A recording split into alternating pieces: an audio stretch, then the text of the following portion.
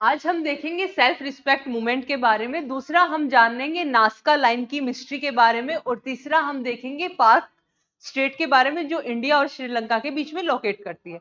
Hello everyone, आप सभी का स्वागत है डॉक्टर अमित आईएएस एकेडमी के डेली इनिशिएटिव यूपीएससी समाचार में। आज हम स्टार्ट करेंगे 28 सितंबर के न्यूज़पेपर एनालिसिस को, जिसमें हम कुछ प्रीलिम्स फैक्ट की न्यूज देखेंगे। फिर उसके बाद हम एडिटोरियल डिस्कशन करेंगे अपना जो सेल्फ रिस्पेक्ट मूवमेंट पे है आज। जो बच्चे पहली बार आए हैं उनके लिए इन्फॉर्मेशन है कि पिछले 3 सालों में हमारी एकेडमी ने 108 सिलेक्शंस दिए हैं।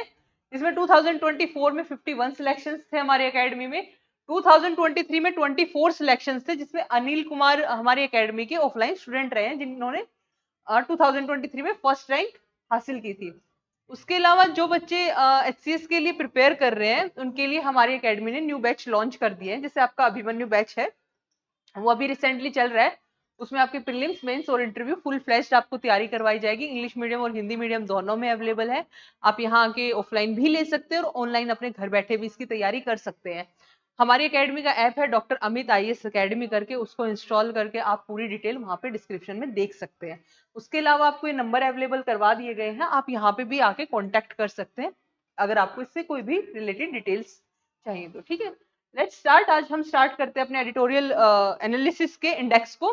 देखो, फर्स्ट न्यूज है हमारी प्रीलिम फैक्ट्स के रिलेटेड है। ये आपके लिए किस लिए इंपॉर्टेंट हो जाती है? यूके के जो प्राइम मिनिस्टर है स्टारमर, उन्होंने रिसेंटली क्या बोला है कि इंडिया है उसको आपको किसका मेंबर बनाना है, एज ए आपकी यूनाइटेड नेशन सिक्योरिटी काउंसिल का मेंबर बनाना है। यूनाइटेड नेशन सिक्योरिटी काउंसिल के बारे में जानेंगे। ठीक है, नेक्स्ट हमारी न्यूज हो जाती है प्रीलिम फैक्ट से रिलेटेड। इसमें लॉन्ग रेंज रॉकेट्स के बारे में जानेंगे, futuristic ammunition on army wish list के बारे में देखेंगे। ठीक है, कुछ मिसाइल्स के नाम है, आपका रॉकेट लॉन्च सिस्टम के बारे में जानेंगे इसके अंदर। नेक्स्ट हमारा इंटरनेशनल रिलेशन से है, इसमें हम देखेंगे पाल्क स्टेट के बारे में जो आपके इंडिया और श्रीलंका के बीच में लोकेट करती है, तो उसके क्या क्या हमारे लिए बेनिफिशियल है। ठीक है, क्या क्या बेनिफिट है। नेक्स्ट हम देखेंगे ऑर्गेनाइजेशन इन न्यूज में हमारा आज है इंडियन ओशियन रिम एसोसिएशन। तो इंडियन ओशियन रिम एसोसिएशन के बारे में जानेंगे जो प्रीलिम्स पॉइंट ऑफ व्यू से इंपॉर्टेंट है। फिर आपकी लोकेशन इस न्यूज में आपका नास्का लाइन है। नास्का लाइन कहाँ लोकेट करती है? आपके पेरू में लोकेट करती है। पेरू की कैपिटल से 400 किलोमीटर अवे है। वहां पे ये कुछ ऐसी लाइंस हैं जो धरती के ऊपर, जैसे आपकी जमीन है उसके ऊपर 4-4 इंच तक उसको खोद के बनाया गया है, जो बहुत लंबी है। लाइक बहुत ह्यूज सिंबल्स हैं ये, तो इनके बारे में हम देखेंगे। मिस्ट्री है अपने आप में एक। ठीक है, उसके अलावा हम देखेंगे अपने मॉडर्न हिस्ट्री से रिलेटेड हो जाता है सेल्फ रिस्पेक्ट मूवमेंट के बारे में हम विस्तार से जानेंगे। Let's start from our first news. Prelims fact से रिलेटेड हो जाती है। इसमें क्या है, UK PM Starmer backs permanent seat in UN security council for India. इन्होंने, जो यूके है वो हमें सपोर्ट करता है। देखो, बेसिकली यूनाइटेड नेशन आपकी जनरल काउंसिल क्या है, वहां पे आपके मेंबर्स है 15 मेंबर्स है, जिसमें से 5 परमानेंट मेंबर है, 10 आपके चेंज होते रहते हैं। तो जो 5 परमानेंट मेंबर्स हैं उनके उनमें एडिशन करने के लिए किसने बोला? आपके यूके के पीएम ने बोला है कि आप इंडिया को एज ए परमानेंट मेंबर उनमें ऐड करो। ठीक है, तो देखो, need for reform to make the global multilateral system बनाने की रिक्वायरमेंट है हमें यूनाइटेड नेशन जनरल असेंबली को। उसमें हमें क्या करना है कि इंडिया, इन्होंने किस किस देश के रिकमेंड किए हैं? इंडिया, अफ्रीका, ब्राजील, जापान और जर्मनी जैसे कंट्रीज को इन्होंने सपोर्ट करते हैं कि ये एज ए परमानेंट मेंबर बन के आए आपकी यूएन जनरल काउंसिल के। ठीक है, इसके अलावा इन्होंने क्या बोला है सिक्योरिटी काउंसिल, इसके अलावा इन्होंने क्या बोला है, देखो, आपके पैरालाइज्ड बाय पॉलिटिक्स। इसमें क्या मतलब है कि आपकी जो यूनाइटेड नेशन सिक्योरिटी काउंसिल है उसमें 5 परमानेंट मेंबर्स है, वो उसके जो नॉर्म्स है उनको चेंज ही नहीं होने दे रहे, उसको पैरालाइज टाइप फॉर्म में कर दिया, यानी कोई नए रिफॉर्म्स आ ही नहीं रहे। तो यहाँ पे यूके क्या बोल रहा है, यूके के पीएम बोल रहे हैं कि आप न्यू कंट्रीज को ऐड करोगे तो वो हम एक मल्टी रिलेशन रूप में देख पाएंगे, रादर देन हम उसको किसके पेरेंटिंग रूप में देख रहे हैं। तो यहाँ पे क्या बोल रहे हैं, शिफ्ट वर्ड पार्टनरशिप, पार्टनरशिप में उसको हम शिफ्ट करेंगे रादर देन द आपका पेरेंट पेरेंटलिज्म। ठीक है, नेक्स्ट हमारी न्यूज हो जाती है प्रीलिम्स फैक्ट से रिलेटेड है। इसमें क्या है, आपका लॉन्ग रेंज रॉकेट के बारे में जानेंगे। इसमें पिनाका सिस्टम है। पिनाका सिस्टम क्या है आपका? बेसिकली रॉकेट लॉन्चर सिस्टम है, इसके बारे में जानेंगे। इस पे अभी रिसेंटली आपके वो चल रहे हैं एक्सपेरिमेंट्स, जिसको हम बोल सकते हैं आपके ट्रायल्स चल रहे हैं। ठीक है, तो इसमें क्या है आपका, the Indian army is focused on extending the range of the Pinaka multi barrel rocket launcher system. जो आपका पिनाका रॉकेट लॉन्चर सिस्टम है, इसमें जो इंडियन आर्मी है वो बार बार ट्रायल कर रही है इसके जो रेंजेस को एक्सटेंड करने के लिए। तो अभी हमने रिसेंटली क्या किया, गाइडेड एक्सटेंडेड रेंज हमने अ, इसका ट्रायल किया है। तो इसमें 75 किलोमीटर तक इसकी रेंज अचीव हुई है हमें। ठीक है, उसके अलावा हमारे इस आर्टिकल में इंपॉर्टेंट हो जाता है आपका आपका प्रलय ब्लास्टिक मिसाइल्स और उसके अलावा निर्भया क्रूज मिसाइल। देखो इसमें क्या इंपॉर्टेंट हो जाता है प्रीलिम्स के हिसाब से, कि आपकी जो ये मिसाइल सिस्टम है, सरफेस टू एयर है, सरफेस टू सरफेस है, क्रूज है या ब्लास्टिक मिसाइल्स है, तो ये आपके लिए इंपॉर्टेंट हो जाता है। तो देखो पहली हमारी इंपॉर्टेंट क्या हो जाती है प्रीलिम्स के हिसाब से, कि जो प्रलय आपकी ब्लास्टिक मिसाइल है, ठीक है, क्रूज नहीं है, याद रखना। सेकंड क्या है आपकी, ये सरफेस टू सरफेस मिसाइल है। किससे, सरफेस टू सरफेस मिसाइल है। इनकी रेंज कितनी है, 150 टू 500 किलोमीटर तक की है। कितना ये एक्सप्लोजिव मटेरियल कैरी कर सकती हैं, तो वो कितना आपका 350 से लेके 700 केजी तक का। आपके वन लाइनर एग्जाम्स में, यूपीएससी में भी, आपके एचसीएस में ऐसे क्वेश्चन आ जाते हैं कि किसके द्वारा डेवलप्ड किया की गई है, तो डीआरडीओ के द्वारा डेवलप की गई। दोनों आपका जो प्रलय और आपकी निर्भया, वो दोनों इनके द्वारा डेवलप की गई। अब निर्भया है वो आपकी क्या है, क्रूज मिसाइल है, ठीक है, सुपरसोनिक क्रूज मिसाइल है। 1000 किलोमीटर तक की इनकी रेंज है। इनमें जो इंजन सिस्टम है वो कौन सा आपका Manik turbofan engine system use किया गया है। किसके द्वारा डेवलप की गई है, ये आपके डीआरडीओ के द्वारा डेवलप की गई है। और इनकी जो कैरिंग कैपेसिटी 140 पेलोड है, ठीक है। नेक्स्ट हमारी इंटरनेशनल रिलेशनशिप से इंपॉर्टेंट न्यूज हो जाती है। इसमें हम जानेंगे पाल्क स्टेट के बारे में। पाल्क स्टेट में क्या है, इंडिया और श्रीलंका के बीच में लोकेट करती है। आपका एक साइड बे ऑफ बंगाल होता है और इस साइड आपका इंडियन ओशन और आपका अरेबियन जो सी है वो है। तो आपकी श्रीलंका में आपकी इस साइड आपका जो बे ऑफ बंगाल है और श्रीलंका के पास में जो ये एरिया है आपका, बेसिकली देखो इसमें इमेज में अच्छे से आपको दिखाया गया होगा। गल्फ ऑफ मन्नार का जो रीजन है और बे ऑफ बंगाल के रीजन को क्या करती है, ये डिवाइड कर रही है यहाँ पे, ठीक है, पाक स्टेट। इसमें हमारे लिए इंपॉर्टेंट क्या हो जाता है, इसमें हमारे लिए इंपॉर्टेंट हो जाता है बायलेटरल रिलेशनशिप। कैसे इंडिया और श्रीलंका के बीच की जो बायलेटरल रिलेशनशिप है वहां पे इसकी इंपॉर्टेंस है। क्या इंपॉर्टेंस हो सकती है, पहली हमारी ट्रेड के मैटर में, सेकंड हमारी इकोनॉमी के मैटर में, इकोनॉमी में ट्रेड आ गया, और हमारी सेकंड क्या हो सकती है इकोनॉमी में, फिशरी मैटर्स में, क्योंकि वहां के बहुत सारे क्या है फिशरमैन्स हैं, तमिलनाडु के भी हो गए और आपके श्रीलंका के हो गए, जो किस पे फिशरीज पे फिशरीज ऑक्यूपेशन पे क्या करते हैं, निर्भर रहते हैं। तो सेकंड हमारा फिशरी ग्राउंड्स हमारे लिए इंपॉर्टेंट हो गए। थर्ड हमारा डिफेंस सिक्योरिटी इंपॉर्टेंट हो गया। जैसे चाइना ने अभी रिसेंटली श्रीलंका का हम्बन टोटा पोर्ट कैप्चर किया, तो वो हमें सुपरवाइज करने के लिए कि इधर से क्या चल रहा है क्या नहीं चल रहा है, मतलब सर्विलेंस करने के लिए, बेसिकली सुपरवाइज नहीं। तो ऐसे हमें भी हमारी सिक्योरिटी के लिए वहां पे अपना क्या दबदबा बनाए जरूरी है, दबदबा बनाना जरूरी है। तो ये क्या है आपका सिक्योरिटी डिफेंस बेसिस पे, आपका इकोनॉमी बेसिस पे, आपके लोकेशन वाइज हमारे लिए बहुत इंपॉर्टेंट हो जाता है। इसमें यही बोल रहा है कि बायलेटरल रिलेशन में आपके ट्रेड हो गया, फिशिंग राइट डिस्प्यूट्स हो गए, सिक्योरिटी कंसर्न हो गया ना, इसके लिए आपके लिए इंपॉर्टेंट हो जाती है। मैप पॉइंट ऑफ व्यू से भी ये इंपॉर्टेंट हो जाती है। तो पार्क स्टेट आपको पता होना चाहिए तमिलनाडु और श्रीलंका के बीच में है, ठीक है। Narrow body of water between किसके, इंडिया और श्रीलंका के बीच में, जो बे ऑफ बंगाल और गल्फ ऑफ मन्नार को क्या करती है, डिवाइड करती है। 40 टू 85 किलोमीटर ये वाइड है, ठीक है। इसका जो ब्रिज बनता है जिसको हम राम सेतु बोलते हैं, उसको क्या है एडम ब्रिज के नाम से भी वो जाना जाता है। शैलो वाटर मिलता है जो कि हमारे नेविगेशन के लिए चैलेंजेस है वहां पे, ठीक है। क्रूशियल फिशिंग ग्राउंड्स है। और पार्क स्टेट में इंपॉर्टेंट क्या है आपका, बायोडाइवर्सिटी इंक्लूडिंग कोरल रीफ्स और मेराइन स्पीसीज। आपको पता है डुगोंग काऊ एक स्पीसीज है हमारी, बेसिकली उसको डुगोंग काऊ क्यों बोलते हैं, क्योंकि वो हर्बीवोर्स है। आप मुझे कमेंट में मेंशन करके बताओ कि उसका आईयूसीएन स्टेटस क्या है डुगोंग काऊ का, ठीक है, वो कहाँ पे आपके पार्क स्टेट में मिलती है, ठीक है। उसके अलावा आपके कोरल रीफ्स हैं, कोरल रीफ्स भी वहां पे बहुत ज्यादा मिलते हैं, जो कि टूरिज्म पॉइंट ऑफ व्यू से इंपॉर्टेंट हो जाते हैं। अब देखो इंडिया और श्रीलंका के रिलेशंस के बारे में बता रखा है कि स्ट्रेटेजिक सिग्निफिकेंस है हमारे maritime security and trade route के अंदर। आपका ट्रेड एंड टूरिज्म भी बिटवीन इंडिया और श्रीलंका में बहुत अच्छी मात्रा में होता है, ठीक है। उसके अलावा क्या है, over fishing rights in the state have post tensions. जो आपके फिशिंग राइट है उनकी वजह से टेंशन रहती है। कई बार हमें सुनने को आता है कि श्रीलंका ने हमारे फिशरमैन्स को कैप्चर कर लिया है, जो वहां पे रेस्ट करने गए थे। वहां पे 2 आइलैंड्स हैं जिन पे हमारे क्या चलते रहते डिस्प्यूट होते रहते हैं, ठीक है। उसके अलावा state playing a role in humanitarian and environmental cooperation में भी हमें पता है कि कैसे स्टेट इंपॉर्टेंट रोल प्ले करते हैं। जहाँ पे स्टेट दिखेगी वहाँ पे फिशिंग ग्राउंड्स अच्छा मिलेगा, वहाँ पे एनवायरमेंट, वहाँ की इकोलॉजी, वहाँ की फ्लोरा फौना सब अच्छे मिलते हैं, ठीक है। तो ये हमारा एक 2013 का क्वेश्चन है, कैसे श्रीलंका की और इंडिया की आपकी फॉरेन रिलेशनशिप पॉलिसीज के बारे में।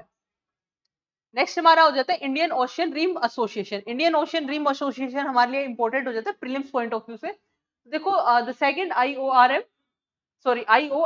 seminar on illegal, unreported and unregulated fishing took place at गोवा's Nawal वोर कॉलेज, ठीक है। इसमें क्या है कि आपका बेसिकली हमें IUU का पता होना चाहिए। इसमें क्या होता है, इलीगल, अनरिपोर्टेड और अनरेगुलेटेड आपकी फिशिंग होती है, उसको रेगुलेट करने के लिए।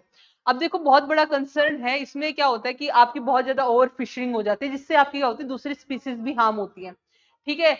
कई बार ऐसी फिशिंग एरियाज होते हैं जहाँ पे आपकी फिशिंग बहुत ज्यादा मात्रा में फिशिंग करने की वजह से आपके रिसोर्स भी हार्म होते हैं, ठीक है। और इलीगल तरीके से भी इनकी बहुत ज्यादा अमाउंट बढ़ चुकी है। तो ये हमारे लिए किस चीज पे फोकस होता है, हमारी इकोनॉमी, हमारे एनवायरमेंट, हमारी सिक्योरिटी, इन सबको इम्पैक्ट कर रहा है, ठीक है। तो ये आपकी कंट्रीज हैं जो इसमें इंडियन ओशियन रिम एसोसिएशन के परमानेंट एज ए मेंबर है। आपका India, Bangladesh, Thailand, Malaysia, Indonesia, Singapore, Australia इस साइड रीजन में हो गए। श्रीलंका आपका यहाँ पे हो गया, आपका ईरान, ओमान, आपका UAE, आपका यीमेन, आपका केनिया, तंजानिया, मोजाम्बिया, मेडागास्कर, मॉरिशस और आपका साउथ अफ्रीका। ये आपकी कंट्रीज हैं जो इंडियन ओशियन रिम एसोसिएशन से कनेक्टेड है, ठीक है। 23 मेंबर्स हैं आपके। इंडियन ओशियन रिम भी इसमें एसोसिएटेड है। कब स्टैब्लिश हुआ था आपका, 1997 में स्टैब्लिश हुआ था। इसका एम क्या है, बेसिकली इसका एम क्या होगा, प्रोटेक्ट करना है आपको ओवर फिशरीज से, इलीगल प्रैक्टिस से। तो क्या है, सस्टेनेबल डेवलपमेंट होना चाहिए एंड रीजनल कॉपरेशन होना चाहिए इनके बीच में। फोकस एरिया क्या है इनकी, मैरिटाइम सिक्योरिटी है, ट्रेड फैसिलिटी है, डिजास्टर रिस्क मैनेजमेंट है, ब्लू इकोनॉमी है। बेसिकली आप देखोगे तो ये वो सारा ओशन से रिलेटेड आपके क्या है, मेन फोकस एरियाज है, ठीक है। मेन फोकस एरियाज के बाद मेंबर कंट्रीज कौन कौन सी है, देखो India, Australia, Indonesia, south Africa और सेवरल अदर्स हैं। लेकिन ऑब्जर्वर ये इंपॉर्टेंट हो जाता है कि आपके आगे अगर क्वेश्चन ऐसा आता है इंडियन रिम एसोसिएशन में, आपकी चाइना, US और UK, सपोज दैट चाइना भी आता है कि चाइना इसका परमानेंट मेंबर है, तो ये क्वेश्चन गलत हो जाएगा। ये तीन आपके ना ऑब्जर्वर स्टेट हैं, ये ध्यान रखना, US UK पे इन पे क्वेश्चन आ जाता है। फिर आपका इसका सेक्रेटेरिएट है वो मोर्टिस में बेस्ड है, Mauritius, sorry for pronunciation. Foster collaboration, economic growth, आपके इन्वायरमेंटल प्रोटेक्शन और आपका मेंटेनिंग मैरिटाइम सिक्योरिटी में है, ठीक है। इंडियन ओशन रीजन की इलीगल आपकी जो फिशरिंग है, आपकी पायरेसी है, क्लाइमेट चेंज इंपैक्ट है, उन सबको एड्रेस करने के लिए इसको इस्टेब्लिश किया गया। तो बेसिकली आपके क्या क्या प्रॉब्लम्स हैं उनको एड्रेस करने के लिए इसको डेवलप किया गया था। इसका एम है सस्टेनेबल डेवलपमेंट और आपका कोऑपरेशन, ट्रेड के बेसिस में, आपका सिक्योरिटी के बेसिस में और क्लाइमेट चेंज के बेसिस में, ठीक है। ये आपकी क्वेश्चन है इससे इंडियन ओशन रिम एसोसिएशन से, जो 2015 में आया था। देखो बहुत बेसिकली क्वेश्चन आया हुआ है कि इसमें बोला गया है कि ये आपका जो establish very recently in response to incident of piracy, accident of oil spill से नहीं है ये रिलेटेड। ये किससे, आपकी फिशरीज से रिलेटेड होता तो ये ठीक होता है ना। उसके अलावा मैरिटाइम सिक्योरिटी ओनली, सिर्फ मैरिटाइम सिक्योरिटी नहीं है, इसके अदर पर्पजेज भी हैं। तो ये क्वेश्चन आपका डी ऑप्शन होता है, ठीक है। नेक्स्ट हमारा होता है नास्का लाइंस के बारे में। नास्का लाइंस में क्या है, नास्का लाइन में बेसिकली एक मिस्ट्री है। आपके जो पेरू रीजन है, साउदर्न अमेरिका का जो रीजन है, उसमें जो पेरू आपका कंट्री है, उसके जो कैपिटल उससे 400 किलोमीटर अवे 90s में है ना, एक एरोप्लेन में एक यात्री जा रहे थे, उसकी पूरी स्टोरी इसमें कि उन्होंने वहां पे पहली बार ऑब्जर्व की थी कि बहुत छोटी छोटी ना एक मतलब बहुत छोटे छोटे इतने इतने इतने लाइन की बहुत बड़ी बड़ी एरिया में स्ट्रक्चर बनी हुई है। यानी आपकी 300 मीटर तक लाइन के ऐसे सिंबल्स बने हुए हैं, ठीक है। तो पहले उनको लगा कि एलियंस ने बनाए हैं, बट बाद में अगर इसको डिस्कवरी की तो आपका नास्का जो पीपल कम्युनिटी थे उन्होंने इसको एज ए रिचुअल्स बनाया था, ये सुनने में आया, ठीक है। तो इसमें क्या है आपका, recently scientist have discovered more than 300 never before seen Nazca line in Peru. Peru में क्या मिली आपकी, नास्का लाइंस मिली। ये ऐसी स्ट्रक्चर है जो कि आपको अगर आप किसी एरोप्लेन या हेलीकॉप्टर से वहां पे जाओगे तो आपको ये ऐसी स्ट्रक्चर मिलेगी ग्राउंड के ऊपर, ठीक है। अपने आप में एक मिस्ट्री है। अब्स्ट्रैक्ट ह्यूमनॉइड्स की मिलेगी, डिकैपिटेटेड हेड्स की मिलेगी, जिसमें आपके एनिमल्स हैं, फिश हैं, बर्ड्स हैं, कैट्स हैं, ठीक है। सेरिमोनियल सेंस में बनाई गई है ये ह्यूमंस की और एनिमल के इंटरेक्शन को शो करने के लिए। आपकी 72 फुट लॉन्ग इनकी वो है, 22 मीटर्स तक ये लॉन्ग है। इसके बाद killer whale holding a knife, ये आपका सिंबल है इसमें। आर्टिफिशियल इंटेलिजेंस ने इसको रीड आउट करके ये बताया कि 170 जो आपका मीटर स्क्वायर है वहां तक इसको फैली हुई है, ठीक है। नास्का लाइंस में क्या है, देखो लार्ज ह्यूमन कर्व्ड है ये, ठीक है। रफली 170 स्क्वायर माइल्स यानी 440 स्क्वायर किलोमीटर में ये फैली हुई है पेरू के अंदर। उसके अलावा इसमें क्या है कि 200 बीसी से लेके, ये एस्टिमेट बताया जाता है कि 200 बीसी से लेके 500 एडी के बीच में इनको बनाया गया होगा, ठीक है। इसमें रीडिस्कवर किसने किया था, आपका एरोप्लेन पैसेंजर था 1920s में, उसने पहली बार इसको देखा था, ठीक है। उसके बाद हमारा एडिटोरियल डिस्कशन आता है।